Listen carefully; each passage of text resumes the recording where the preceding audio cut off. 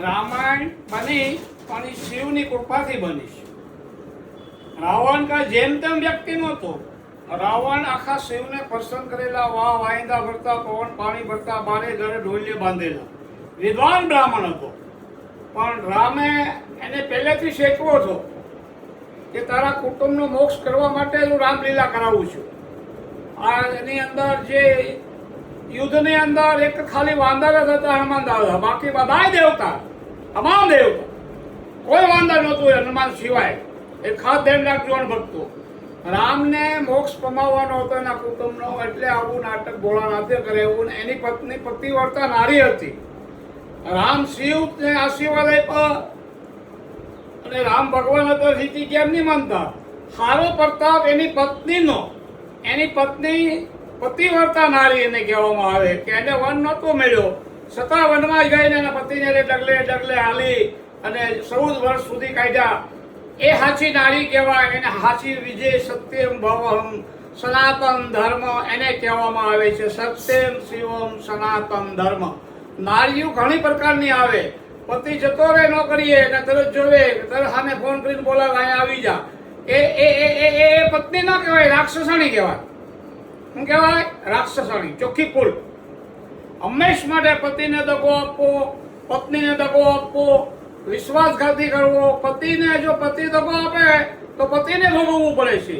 એટલે આપણે હાથ ફેરા ફરીએ અને બંધન હું લેવા કરીએ છીએ અગ્નિ સાક્ષીએ, સૂર્ય સાક્ષીને, બ્રાહ્મણને વશને, કે પતિને સુખે સુખ હાલજે, પતિને દુઃખે દુઃખ હાલજે. જ્યારે એને વળાવે ત્યારે બ્રાહ્મણ કહે છે કે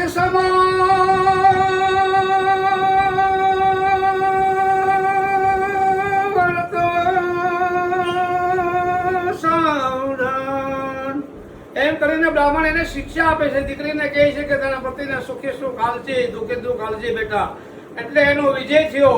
રામમાંથી કૃષ્ણ બન્યા, સીતામાંથી રાધે બન્યા. પછી 14 વર્ષ કૃષ્ણ માર્યા પછી એના મા બાપને છોડાવ્યા. શા માટે? એના મા બાપને છોડાવવા ગયા ત્યારે એની મા દેવકી બોલી કે બેટા તું ભગવાન હતો અને 14 વર્ષ સુધી અમને તે વનમાં જેલમાં કેમ રાખ્યા? તે છોડાવ્યા કેમ નહીં તાત્કાલિક? જ્યારે રામે સરસ જવાબ આપ્યો શાંતિથી કે માં તું આગલા મારી માં હતી, દેવકી કઈ હતી, અને મારી માને તે 14 વર્ષ રોવડાવી હતી જશોદાને. એને તે મને ભેગો નહોતો રહેવા દીધો, તે મને 14 વર્ષનો વનવાસ આપ્યો હતો. તે મારો તારો આશા બધો પૂરો થઈ ગયો. એટલે કર મને સંગાતે રાણા મારું કોઈ નથી. કર્મ વરદાન છે. એને ભગવાનને બંધનમાંથી મુક્ત થવું હતું. એને બદલો લીધો હતો રામે તે એને કઈ એ માટે પછી કઈ પગમાં પડી ગઈ. રામ ભગવાનના મારી ભૂલ થઈ ગઈ બેટા. અને જશોદાની હાચીમાં હતી. હંમેશ માટે ખાસ ધ્યાન રાખજો અણભક્તો. મેં કરું. તમે કાંઈ કરતા નથી. મારા કૃપા હોય શિવની, મા બાપના પેલા આશીર્વાદ હોય, પેલા પિતૃના, પછી ભગવાનના આશીર્વાદ હોય તો તમારું ગાડું હાલે છે. એ કાલ કે તારા કાનમાં, એ તારે રેવું ભાડાના મકાનમાં, એ ભાડું બંગલો કોણે બનાયો? નથી મૂળ નથી ઝાડ, કાલે પડી જાય, કાંઈ કહેવાય નહીં. એટલે અભિમાન છોડી દે. અભિમાન બહુ સારો નથી. અભિમાન માણસ ભગવાનને ગમતો જ નથી. હવે આ તમને હું અત્યારમાં કૃષ્ણ ભગવાનની કથા આપી રહ્યો છું. મારી પાસે ટાઈમ છે પણ થોડું જ્ઞાન બધાને આપતો રહું છું. હંમેશ માટે કૃષ્ણ ભગવાન ને લીલા કરી વૃંદાવનની અંદર ગોપીઓની સાથે રાસ લીલા કરતા હતા. બધા દેવો દાનવો જોતા હતા. રાતના 12 વાગે બહુ લીલા કરીને બધા દેવતાઓ રાજી થયા. ભગવાન શિવને મા પાર્વતી જોવે. શિવને એમ થયું કે મારે આ રાસલીલામાં ભાગ લેવો છે. સાડી પહેરી અને બાય બનીને આવ્યા ભગવાન શિવ. પાર્વતી કે તમે કેમ જાઓ છો? કે મારે ડાન્સ જોવા જવું છે. એમ કરી અને કૃષ્ણની ભગવાન આવતા વર્તી ગયા કે આવો શિવ પધારો આપ ભાગ લ્યો. ભાગ લીધા પછી બહુ નાચ્યા અને બહુ આનંદ કર્યો. બહુ નૃત્ય કર્યું. બહુ આનંદ કર્યો. પછી ત્યાં ગોપીશ્વર મહાદેવ નામ પડ્યું. ગોપીશ્વર પછી ભગવાને કીધું કૃષ્ણને પીછે લઈ ગયા ભોળાનાથને કે કૃષ્ણ ભોળાનાથ તમે અહીંયા રહી જાઓ. એમ કરીને અહીંયા સ્થાપના કરી અને શિવનું મંદિર બનાવ્યું ગોપીશ્વર મહાદેવ. એટલે પહેલા ગોપીશ્વર મહાદેવના દર્શન કરો, પછી તમે કાનુડાના દર્શન કરો તો બકે. તો જ તમારી જાત્રા ફળે. પહેલા ગોપીશ્વર મહાદેવ ના દર્શન કરો અને પછી બધી જાત્રાએ જાઓ, વૃંદાવન જાઓ, ગોકુળ જાઓ, બધે જાઓ, પણ પહેલા ભોળાનાથના દર્શન કરો તો એ જ ફળ તમને પ્રાપ્તિ થાય છે. એટલે ભગવાન અણુ અણુની અંદર છે. ઈશ્વરમાં મેન કોટી દેવો છે, હજારો દેવો છે, પણ મેન માં પાર્વતી, ગણપતિ, કાર્તક, શિવની હાથ પેઢી પૂંજાય, રામની કોઈ પેઢી પૂંજાતી નથી, એમ કૃષ્ણની કોઈ પેઢી પૂંજાતી નથી. આ કૃષ્ણ ભગવાન સાક્ષાત છે. કૃષ્ણ ભગવાન આદિ કોણમાં હતા અને એના પ્રજા 56 કરોડ છોકરા હતા, બધા નાશ થઈ ગયા. શા માટે? એ વિનાશ કાળે વિપરીત બુદ્ધિ, ઋષિનો હરાપ હતો, ગંધારીનો હરાપ હતો, એક અંદરો અંદર બાધી મરી ગયા. એટલે કર્મ બધા આખા અલગ છે. ભગવાન તો અણુ અણુમાં છે, કૃષ્ણ તો ત્યારે સાક્ષાત છે, ઠાકોરજી સાક્ષાત બિરાજમાન છે, બધી જગ્યા ઉપર છે. કૃષ્ણ ભગવાન કયો, શિવ ને હરિ એક જ છે, કોઈ ભગવાન જુદા નથી, પણ મેન ભોળાનાથ ને માં પાર્વતી. એટલે કહેવાનું એક જ વખત છે કે ગાય માતા માટે આપણા હિન્દુ જાગી જજો.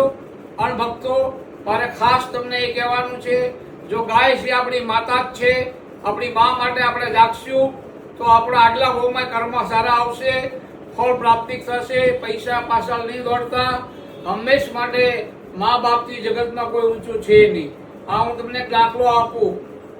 મહારાષ્ટ્રનો એક કામણ છોકરો હતો અને એની બાઈની અંદર પડ્યો રહેતો અને મા બાપની પાસે કામ કરાવતો હતો. બહુ કામ કરાવ્યો મા બાપ પાસે. જાત્રામાં ગયો કે જાત્રાએ જવું છે, ત્યાં બાપને પોટલા ઉતારીને લઈ ગયો મા બાપને ન્યાય સેવા કરાવે.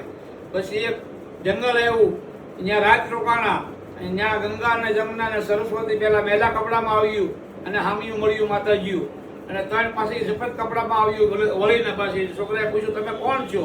કે અમે ગંગા જમુના અને સરસ્વતી સહી, મા બાપને હાચવે એના માટે અમે બહુ રાજી થાય છીએ, તું તારા મા બાપને હેરાન કરે છો. એમ કરીને છોકરાની આંખ ખુલી ગઈ. જાત્રા બંધ કરી દીધી. તરત ઘરે આવ્યો અને મા બાપની સેવા કરવા લાગ્યો અને બાઈને પાટું મારીને એક બેહાર દીધી. બાઈની સામું જોતો નથી. જીવો ક્યાં સુધી મા બાપની સેવા કરી, જીવો ક્યાં સુધી. પછી એક વખત મા બાપની સેવા કરતા તો ખુદ ભગવાનને વિઠ્ઠલને આવવું પડ્યું. ત્યાં ઠાકોરજીને ઈટ ફગાવી દીધી. ત્યાં ઉભા રહ્યો, મારા મા બાપની સેવા કરું પછી આવું છું. બહાર ઉભા રહી ગયા. ભગવાન 1 કલાક ઉભા રહ્યા ઈટ ઉપર, અને પછી છોકરાએ સેવા કરીને પછી ગયો અને પગમાં પડી ગયો.